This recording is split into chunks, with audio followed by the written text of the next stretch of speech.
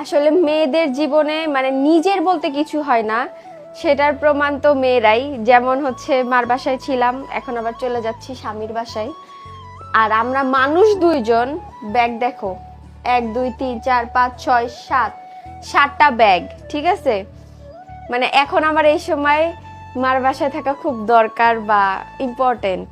মার যত্ন তো যত্নই, কিন্তু বিভিন্ন কাজে আমার স্বামীর কথা যেতেই হবে, যাওয়া লাগবে, জন্য আর কি যাওয়া। এখন কতগুলো ব্যাগ গোছাইছি দেখেন, একটা এইটা, তারপরে এটা আমার ব্যাগ, এটা আমার ব্যাগ, এটা তাল। দেখি বিড়ালদের নেই, আসল মানুষদেরই তো নেই নাই, আসল জনদেরই নেই নাই। আসল জন কই? এই এই আয় আয়, ঘুরতে যাবো, এই তো বুঝে গেছে, এই যে বুঝে গেছে, বুঝে গেছি রে। এই দেখো, বুঝে গেছে এক্কেরে যে ওরা জার্নি করবে এখন, কারণ ওদের অনেকবার জার্নি করা হয়েছে, প্রায় হচ্ছে 5 6 বার তো হবেই এর জীবনে। 5 6 বার। কই যাবো এখন বলো? বলো টাটা নানু বাড়ি। এখন যাবো কোথায়? নিজের বাসায়। আমার স্বামীরও নিজের বাসা বলতে হয়, বিড়ালেরও হয়, কিন্তু আমার হয় না।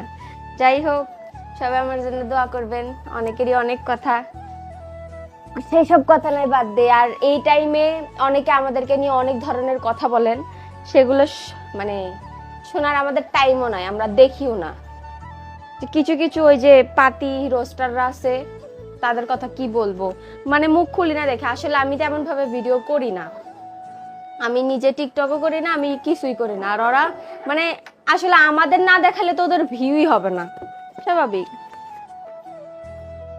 সমস্যা নাই, তোমরা রোস্ট করতে থাকো না, স্যার তোমাদের ভাত কই থাকবে। আমরা নিজের যোগ্যতায় ভিডিও করি, আর তোমরা আমাদের যোগ্যতায় ভিডিও করো, সমস্যা নেই, করতে থাকো। তোমাদের জন্য দোয়া, তোমরা করে খাও।